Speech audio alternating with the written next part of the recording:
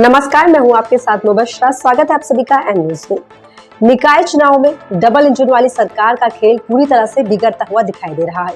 जिला गौतम बुद्ध नगर, बुलंदशहर और अलीगढ़ में बागियों ने बीजेपी की हालत खस्ता कर दी है, तो कुछ निर्दलीय प्रत्याशियों ने सारे समीकरण बिगाड़ दिए। मंत्री, विधायक और सांसद लगातार क्षेत्र का दौरा कर रहे हैं, लेकिन स्थिति बद से बदतर हो चली। बीजेपी के पास ले देकर धर्म और राष्ट्रवाद का ही वही पुराना मुद्दा है, जिसे वो इन चुनावों में भी भुनाने की कोशिश करेगी।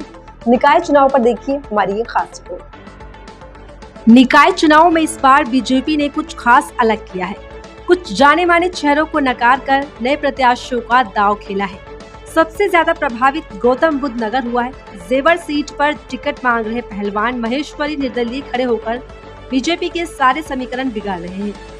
बीजेपी के अधिकृत प्रत्याशी धर्मेंद्र अग्रवाल भारी अंतर से चुनाव जीतने की बात तो कर रहे हैं, लेकिन उनकी बातों में कहीं न कहीं बागी हुए पहलवान का डर भी साफ दिख रहा है।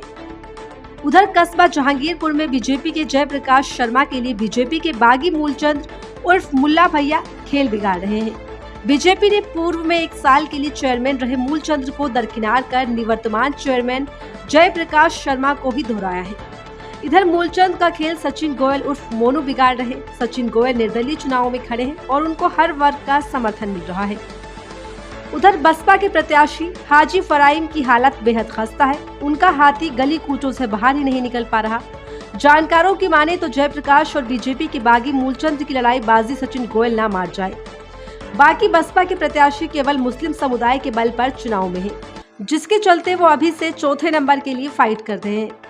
उधर अलीगढ़ की पिसावा नगर पंचायत में बीजेपी के लाला लाठी के सामने 3 बागी खड़े होकर सारे समीकरण बिगाड़ रहे हैं।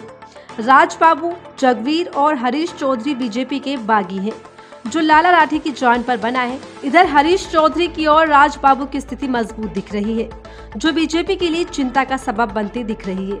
वहीं खुर्जा नगर पालिका के चुनाव में भी घमासान दिख रहा है। बीजेपी की प्रत्याशी अंजना सिंघल को अपनों से ही खतरा दिख रहा है, जो निवर्तमान चेयरमैन परवीन फड्डा की स्थिति मजबूत करता दिखाई पड़ रहा है। वहीं दुर्गेश भी बीजेपी का खेल बिगाड़ने के लिए खड़ी दिख रही है। अब 11 तारीख को पता चलेगा कि बीजेपी की स्थिति क्या है। हाथी विजय की पताका लहराएगा या फिर कमल का फूल खिलेगा। बीजेपी के बागियों ने जिस तरह से बीजेपी के लिए मुश्किलें खड़ी की हैं, उससे मोदी के लिए 2024 के हालात मुश्किल दिख रहे हैं, क्योंकि प्रधानमंत्री मोदी निकाय चुनाव को 2024 लोकसभा का रिहर्सल मानकर चल रहे हैं, लेकिन रिहर्सल में ही बागियों ने मोदी की चिंता बढ़ा दी है।